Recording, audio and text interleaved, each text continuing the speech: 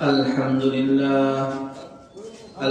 لله نحمده ونستعينه ونستغفره ونؤمن به ونتوكل عليه ونعوذ بالله من شرور أنفسنا ومن سيئات أعمالنا فمن يهده الله فلا مضل له ومن يضلله فلا هادي له ونشهد أن لا إله إلا الله وحده لا شريك له ونشهد أن سيدنا وسندنا وحبيب ربنا وقلوبنا ومولانا محمدا عبده ورسوله وصلى الله تعالى عليه وعلى آله وأصحابه وبارك وسلم تسليما كثيرا أما بعد فأعوذ بالله من الشيطان الرجيم بسم الله الرحمن الرحيم ومن يقتل مؤمنا متعمدا فجزاؤه جهنم خالدا فيها وغضب الله عليه ولعنه وأعد له عذابا عظيما وقال رسول الله صلى الله عليه وسلم أكبر الكبائر الإشراك بالله وقتل النفس وعقوق الوالدين وقول الزور أو كما قال عليه الصلاة والسلام মুআজ্জাজ হাজিরিন, আল্লাহ তাআলা লাখ কোটি শুকরিয়া যে আল্লাহ তাআলা আমাদেরকে এই মহতী অনুষ্ঠান তাফসীর কোরআনের আয়োজনের তৌফিক দান করেছেন। এই জন্য কালিমাতুশ শুকর আদায় করি আলহামদুলিল্লাহ। আমি সূরা নিসা 93 নম্বর আয়াত থেকে পাঠ করেছি। আল্লাহ তাআলা এই আয়াতের মধ্যে বলেন, ফামায়াতুল মুমিনান মুতাআম্মিদান, and whoever kills the believer deliberately, যারা মুমিনদেরকে ইচ্ছাকৃতভাবে হত্যা করবে, অন্যায়ভাবে হত্যা করবে, আল্লাহ তাআলা বলেন ফাজাযাউহু জাহান্নাম, his reward is Jahannam, he will go to hell, সে জাহান্নামে যাবে, তার শাস্তি একমাত্র জাহান্নাম, খালিদান ফিহা, he shall enter into Jahannam, সে জাহান্নামে প্রবেশ করবে, remain ফিহা, remain into hell forever, চিরকালের জন্য সেখানে অবস্থান করবে, মারাত্মক শাস্তি পাবে সে। وَغَضِبَ اللَّهُ عَلَيْهِ, and Allah will be angry with him, আল্লাহ তাআলা তার উপর প্রচন্ড রাগান্বিত হন, হত্যাকারীর উপর আল্লাহ তাআলা প্রচন্ড রাগান্বিত। وَلَعَنَهُ, and shall cast curse, আল্লাহ তাআলা তার উপর লানত বর্ষণ করেন। এরপর আল্লাহ তাআলা বলেন وَأَعَدَّ لَهُ عَذَابًا عَظِيمًا, and Allah has prepared for him mighty punishment, আল্লাহ তাআলা তার জন্য এক মহা শাস্তির ব্যবস্থা জাহান্নামে করে রেখেছেন। আলিয়াযু বিল্লাহ, আল্লাহর কাছে পানা, আল্লাহ তাআলা আমাদের এই ধরনের শাস্তি থেকে হেফাজত করুন। এই আয়াতের মধ্য থেকে আমরা বুঝতে পারি সূরা নিসা 93 আয়াতের মধ্যে আল্লাহ তাআলা বললেন, কোন ব্যক্তি যদি না হক বেইনসাফি অন্যায়ভাবে কাউকে হত্যা করে তাহলে তার শাস্তি হবে জাহান্নাম। বল সুবহানাল্লাহ। জাহান্নামের শাস্তি বড় কঠিন শাস্তি। আল্লাহ রাসূল সাল্লাল্লাহু আলাইহি ওয়াসাল্লামের লক্ষ হাদিসের মধ্য থেকে একটা হাদিস আমি পাঠ করেছি। আল্লাহ রাসূল সাল্লাল্লাহু আলাইহি ওয়াসাল্লাম বলেন, আনাস রাদিয়াল্লাহু তাআলা আনহু قال قال رسول الله صلى الله عليه وسلم আকবারুল কাবাইর, কবিরা গুনাহের মধ্যে সবচেয়ে বড় কবিরা গুনাহ তার মধ্যে একটা আল-ইশরাকু বিল্লাহ, আল্লাহ তাআলার সাথে শিরক করা, আল্লাহ তাআলার সাথে শরীক স্থাপন করা। এটা কবিরা গুনাহের মধ্যে সবচেয়ে বড় কবিরা গুনাহ।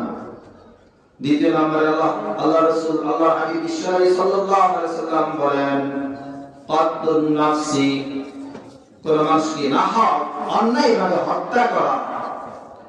এই হাদিসের তৃতীয় নম্বর আল্লাহ রাসূল সাল্লাল্লাহু বলেন, ওয়াকুকুল ওয়ালিদাইন, পিতামাতার অবাধ্যতা, পিতামাতার অবাধ্যতা বড় মারাত্মক কবিরা গুনাহ। শেষে আল্লাহ রাসূল সাল্লাল্লাহু আলাইহি ওয়াসাল্লাম বলেন, কাউলুজ জুর, অনেক রাওয়াতে আসছে ওয়া শাহাদাতুজ জুর, মিথ্যা কথা বলা অথবা মিথ্যা সাক্ষ্য দেওয়া। এই হাদিসের পাঠের মধ্যে এই চারটা বড় বড় কবিরা গুনাহর কথা আসছে। এই কবিরা গুনাহর ক্ষেত্রে বলা হয়েছে আল্লাহ তাআলা মাফ করবেন না। বিশেষ করে কতলুন নাফস, মানুষকে যদি হত্যা করে, আল্লাহ তাআলা তার নিজের হকে যে সমস্ত গুনাহ হয়, মানুষ গুনাহ করে, নামাজ পড়ে না, রোজা রাখে না, হজ করে না, আল্লাহ চাইলে তাদেরকে মাফ করে দিতে পারে। কিন্তু হকুল ইবাদ, মানুষকে হত্যা করা, এটা বান্দার হক, আল্লাহ তাআলা সেটা কখনোই মাফ করবে না। এই জন্য বান্দার হক যেন আমার দ্বারা নষ্ট না হয়, বান্দার হক নষ্ট করলে সেই বান্দার থেকে মাফ করে নিতে হবে, দুনিয়াতে সেগুলোর মুআমালা সাফ করতে হবে। আই বারাদার দূরে বাস আজ ইয়ারে বাদ, ইয়ারে বাদ বদর কুয়াদ আসমারে বাদ। আই বারাদার দূরে বাস আজ ইয়ারে বাদ, ইয়ারে বাদ বদর কুয়াদ আসমারে বাদ। মারে বদতন হাতুরা দরজা জানাদ,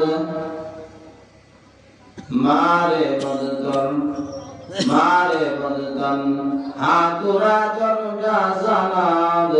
ইয়ারে বদতর জানে ইমানত জানাদ, ইয়ারে বদতর জানে ইমানত জানাদ। ফার্সি কবি বলেন, আই বারাদার দূরে বাসাসে আরে বদ, হে আমার ভাই তুমি অসৎ সঙ্গ থেকে বিরত থাকো। অসৎ সঙ্গ মানুষকে খারাপ বানিয়ে দেয়, জাহান্নামের দিকে নিয়ে যায়, ঠিক কি না? অসৎ বন্ধু তাকে খারাপ পথের দিকে ডাকে, এক পর্যায়ে তাকে জাহান্নামে অতল গহ্বর করে নিক্ষেপ করে। এরপরে কবি বলেন, ইয়ারে বদ বদর কুয়াদ আসমারে বদ, খারাপ বন্ধু, খারাপ বন্ধু সে বিষাক্ত সাপ থেকে বেশি মারাত্মক। খারাপ বন্ধু কি কারণে বিষাক্ত সাপ থেকে মারাত্মক? এর পরের লাইনে কবি বলেন, মারে বদতন হাতুরা দরজা জানাদ, বিষাক্ত সাপ কামড় দিলে শুধুমাত্র তার মৃত্যু ঘটে, দুনিয়াতে সে মারা যায়।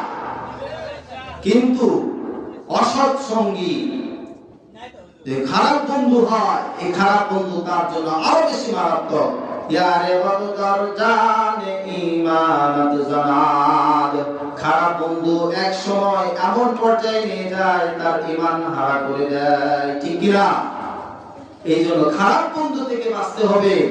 খারাপ বন্ধু এমন এক পর্যায়ে এসে যায় তার অসৎ সঙ্গের কারণে ঈমান হারা হয়ে মৃত্যুবরণ করে। এই জন্য খারাপ বন্ধু ছাড়তে হবে। এই যুগে এখন যুব সমাজ এমন অবস্থা হয়ে গিয়েছে,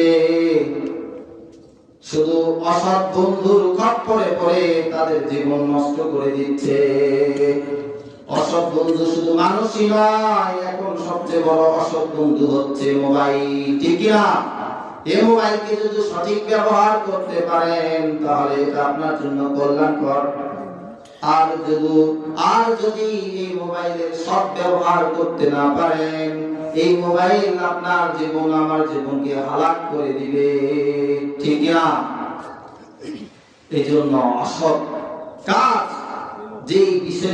যেই কাজগুলো মানুষকে ঈমান হারা করে দেয়, নামাজ থেকে গাফেল করে, ইবাদত বندگی থেকে গাফেল করে, নেক আমল থেকে মানুষকে পিছিয়ে হটিয়ে দেয়, এই সমস্ত কাজ থেকে বাঁচতে হবে।